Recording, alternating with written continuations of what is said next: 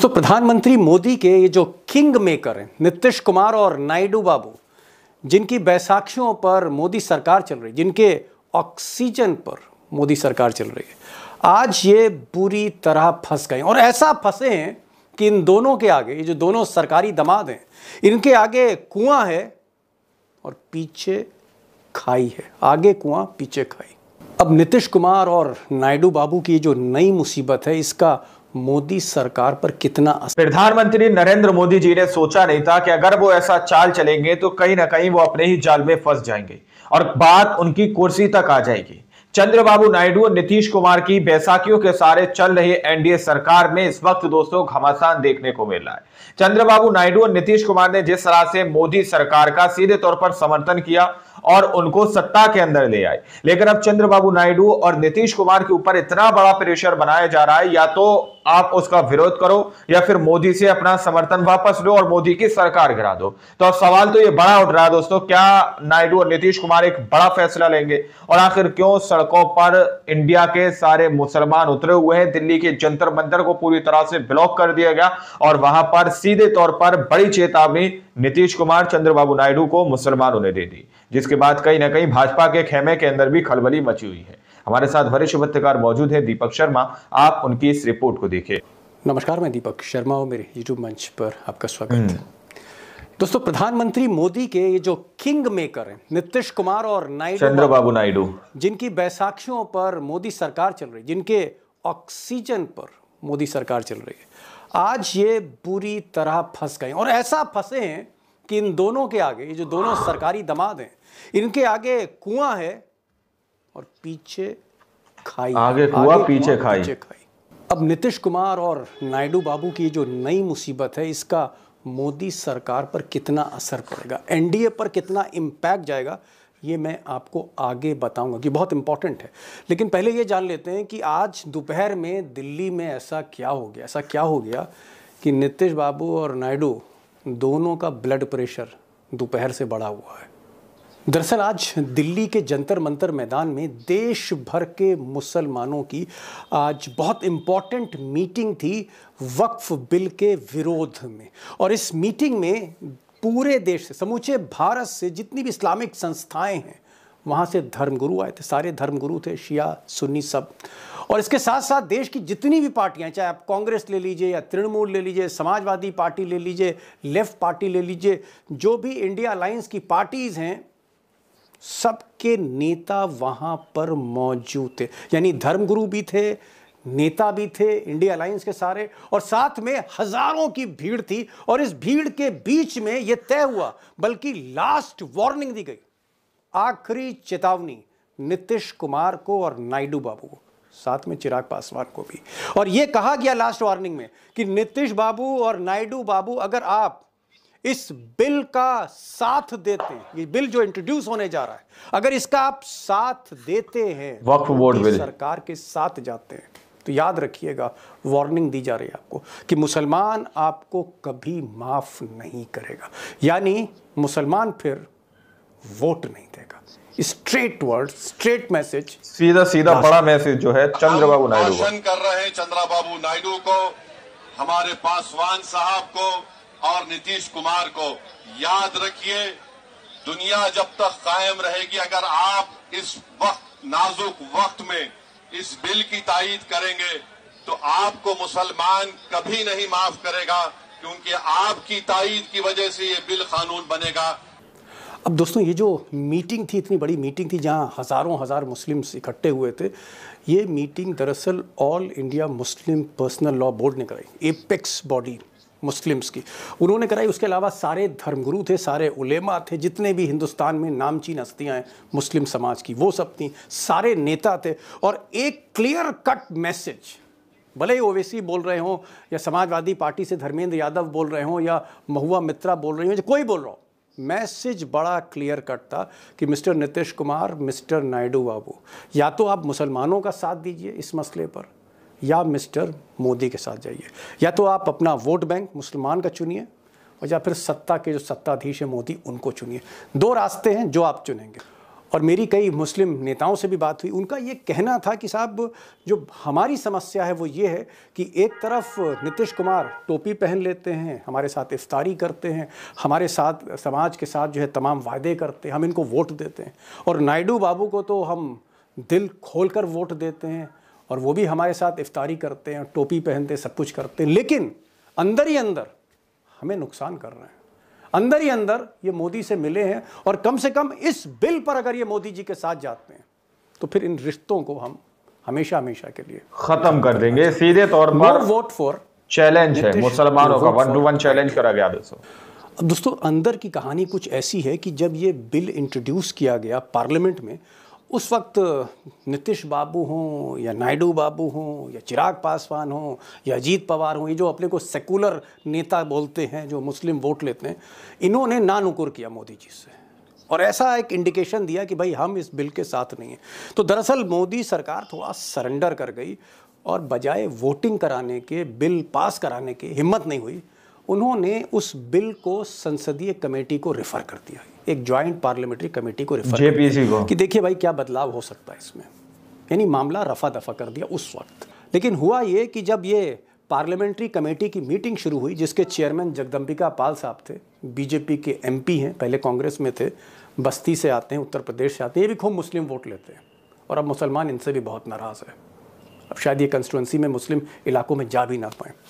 तो पाल साहब ने क्या किया कि जब पाल साहब ने रिपोर्ट टेबल करी है, जब ये रिपोर्ट टेबल करी, आनन फानन में संसद में रखी, तो विपक्ष की आंखें खुल गईं। ये पता लगा कि साहब यहां तो खेल हो गया है। विपक्ष ने जो भी राय दी, जो भी सजेशंस दिए कि ये बदलिए, ये बदलिए, ये बदलिए, कुछ भी नहीं बदला गया। जो मोदी और शाह ने सोचा था वैसे ही हुआ।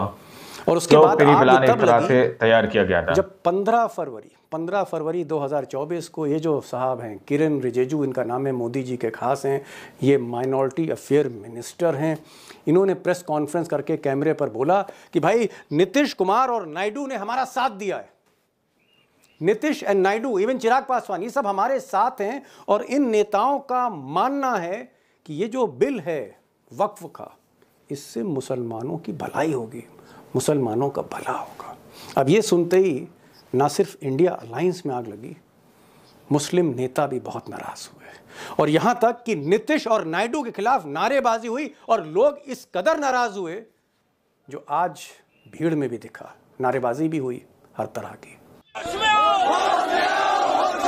नफरत की सरकार नहीं चलेगी, जुल्म सितम नहीं चलेगा।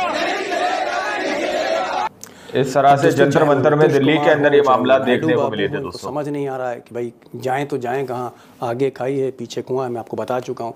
और मोदी जी इधर भी बैसाखी, इधर भी बैसाखी, एक तरफ नीतीश हैं, एक तरफ नायडू हैं, तो मोदी जी क्या करेंगे? इस बड़ी खबर पर मैं आऊँगा, अंदर की बात आपको बताऊँगा, लेकिन एक छोटी सी स्मॉल रिक्वेस्ट है आपसे दोस्तों कि अगर आपने इस चैनल को सब्सक्राइब नहीं किया तो प्लीज़ सब्सक्राइब करिए, और अगर ये वीडियो अच्छा लग रहा है तो अपनी रिएक्शन सब्सक्राइब जरूर कर लिया करो यार, क्योंकि मोदी मीडिया आपको ऐसी रिपोर्ट नहीं देता है।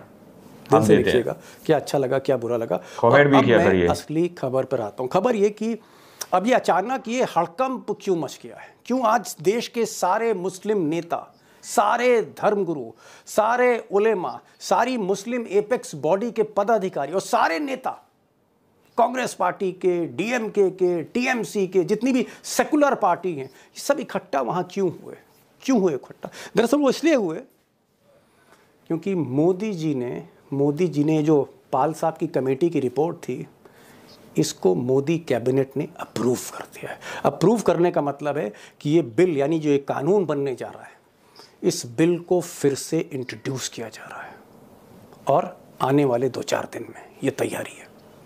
और उधर अगर आप आंध्र प्रदेश की बात करेंगे, मिस्टर किंग की बात करेंगे, किंग मेकर नायडू की बात करेंगे, तो इनकी दाल वाकई पतली है। आज मेरी आंध्र प्रदेश में बात हो रही थी, विजयवाड़ा बात हो रही थी कुछ पत्रकारों ने, उनका ये कहना है कि जो मुस्लिम वोटर हैं, कोर मुस्लिम वोटर हैं नायडू बाबू के, और जो मुस्लिम पदाधिकारी हैं, विधायक हैं, नेता हैं, इन सब का दबाव नायडू बाबू पे बढ़ रहा है कि नायडू बाबू आप इस बिल को रुकवाइए, अगर आपने इस बिल को रोका नहीं तो हमारी राजनीति खत्म हो जाएगी। कम से कम जो मुस्लिम पदाधिकारी हैं, नेता, उनको बहुत प्रेशराइज किया जा रहा है। और सिर्फ विधायक ही नहीं, कई ऐसे सांसद हैं टीडीपी के जो मिस्टर नायडू को कम्युनिकेट कर रहे हैं कि प्लीज आप दखल दीजिए, हस्तक्षेप करिए, मोदी जी और मिस्टर शाह को कन्विंस करिए कि भैया ये बिल मत लाओ, रोक दो, भले कैबिनेट ने अप्रूव कर दिया है। तो साहब समझ नहीं आ रहा है नायडू बाबू को कि करें तो क्या करें। मोदी जी से बात करें तो फिर बात बिगड़ भी सकती है, पैसा भी लेना है मोदी जी से, बैसाखी भी दे रखी है। यही हालत इस वक्त नीतीश कुमार की भी है, उन पर भी प्रेशर है और नीतीश कुमार पर ज़्यादा प्रेशर है। ज़्यादा प्रेशर इसलिए है नीतीश कुमार और चिराग पासवान पर, क्योंकि नवंबर में इसी साल वहाँ चुनाव होने हैं और डू और डाई इलेक्शन है। तो नीतीश को भी समझ नहीं आ रहा क्या करें, चिराग पासवान भी कहीं ना कहीं हाथ पर हाथ रखकर बैठे। तो घबराए तो हैं ये तीनों, होगा क्या ऊपर वाला जानता है। इन तीनों के लिए संकट ये है कि एक तरफ मुस्लिम वोट बैंक है जिसके सहारे ये जीतते चले आ रहे हैं और दूसरी तरफ मोदी जी हैं। फिलहाल जो मेरी बातचीत हो रही थी पटना, उनका ये कहना है कि भाई कोशिश ये है, नायडू नीतीश की कोशिश ये है कि भाई अगर रोक नहीं सकते तो डिले ही कर दें, कुछ दिन के लिए डिले कर दें। अब दोस्तों परेशान सिर्फ नायडू और नीतीश ही नहीं है, मिस्टर मोदी भी परेशान है। मिस्टर मोदी भी परेशान है। वो अमित शाह के साथ बैठक कर रहे हैं, लॉ मिनिस्टर के साथ बैठक कर रहे हैं, लीगल ओपिनियंस भी लास्ट मोमेंट पे ले रहे हैं। किरण रिजिजू के साथ भी बैठक है उनकी हो रही है, कुछ उलेमाओं से भी बात कर रहे हैं। किस दिशा में ये मीटिंग जा रही है, मोदी के दिमाग में क्या चल रहा है, ये भी मैं आगे आपको बताऊँगा। लेकिन एक चीज़ जान लेते हैं कि भाई ये वक्फ का असली मसला क्या है। तो मुसलमान क्यों नाराज़ हैं, आप ये ज़रूर जानना चाहेंगे। वक्फ दरअसल अगर मैं सिंपल लैंग्वेज में कहूँ, आसान भाषा में, आम आदमी की भाषा में कहूँ, बहुत टेक्निकल ना जाऊँ, तो वक्फ का मतलब ये है कि जो ज़मीनें दान की जाती हैं, दान पुण्य जैसे होता है, किसी के वालिद का इंतकाल हो गया या कोई प्रॉपर्टी डोनेट कर रहा है, तो ये मुसलमानों का एक तरह का आप ट्रस्ट कह सकते हैं जो चला आ रहा है और ये दीन के काम आता है, पढ़ाई के काम आता है। इससे मदरसे चलते हैं, इससे इंस्टीट्यूशंस चलते हैं, चैरिटेबल ट्रस्ट चलते हैं और इसमें सरकार का कोई दखल नहीं रहता। ये है वक्फ। पूरे देश भर में वक्फ की जो ज़मीन है, प्रॉपर्टी है, आप कह सकते हैं कि भारतीय रेल, इंडियन रेलवेज़ और इंडियन डिफेंस, इंडियन आर्मी के बाद, सेना और रेल के बाद सबसे ज़्यादा ज़मीनें वक्फ के पास हैं। तकरीबन 9.4 लाख एकड़, 9 लाख एकड़ से ज़्यादा लैंड है। सोचिए कितनी कीमत होगी। और जो इन पर सरकार की नजर है इतने बड़े एरिया पर। 8.7 लाख है, 8 लाख। तो आप लोगों ने इस वीडियो को शुरू से आखिर तक देखा। वीडियो के अंदर साफ तौर पर बात की गई है कि जो वक्फ बोर्ड को लेकर पहले बिल लेकर आया जा रहा था, उसको ठंडे बस्ते के अंदर डालने के लिए जेपीसी के अंदर भेज दिया गया, ज्वाइंट पार्लियामेंट्री कमेंट्री के अंदर जो है सीधे तौर पर भेज दिया गया कि भाई लोगों की राय लो, क्या राय निकल कर आती है। अब दोबारा से फिर से उस पर मामला गरमाया हुआ है और वक्फ बोर्ड को लेकर दिल्ली के जंतर मंतर पर इंडिया के जितने भी मुसलमान हैं, उनके उलमा हैं, बड़े बड़े नाम चिन्ह जो लोग हैं, चाहे वो असदुद्दीन ओवैसी हो, महुआ मोत्रा हो और भी जो है अखिलेश यादव की पार्टी के नेता, बड़े बड़े नेता जो है जंतर मंतर पर पहुंचे और उन्होंने सीधे तौर पर नीतीश कुमार और चंद्रबाबू नायडू को खुले आम जो है चुनौती दे डाली, बड़ी धमकी दे डाली कि अगर तुमने इसका विरोध नहीं किया और इसका समर्थन किया या फिर इस बिल को नहीं रोका तो फिर आप अपने वोट बैंक से हाथ धो देंगे और मुसलमान आपको जिंदगी में कभी भी वोट नहीं करेगा, जो कि नीतीश कुमार और नायडू को एक बड़ा झटका है। क्योंकि इनका जितना भी वोट बैंक है दोस्तों, चाहे हम बात करें आंध्र प्रदेश की, चाहे हम बात करें बिहार के अंदर की, आंध्र प्रदेश के अंदर भी चंद्रबाबू नायडू का वोट बैंक जितना है वो सब मुस्लिम है। नीतीश कुमार का बिहार के अंदर जितना भी वोट बैंक है वो भी सारा मुस्लिम है। तो सीधे तौर पर मुसलमानों ने नीतीश कुमार और चंद्रबाबू नायडू को हड़काया है। अब देखना यह है कि वाकई में नीतीश कुमार और चंद्रबाबू नायडू बड़ा एक्शन लेंगे। क्या नीतीश कुमार चंद्रबाबू नायडू प्रधानमंत्री नरेंद्र मोदी जी से बात करेंगे या फिर अपना समर्थन वापस लेंगे? आप लोग की इस बारे में क्या राय है, अपनी राय कमेंट सेक्शन में जरूर दीजिएगा और सच्ची पक्की खबरें देखने के लिए आप चैनल को सब्सक्राइब कर सकते हैं। मिलता अगली वीडियो में, जब तक के लिए जय हिंद, जय भारत।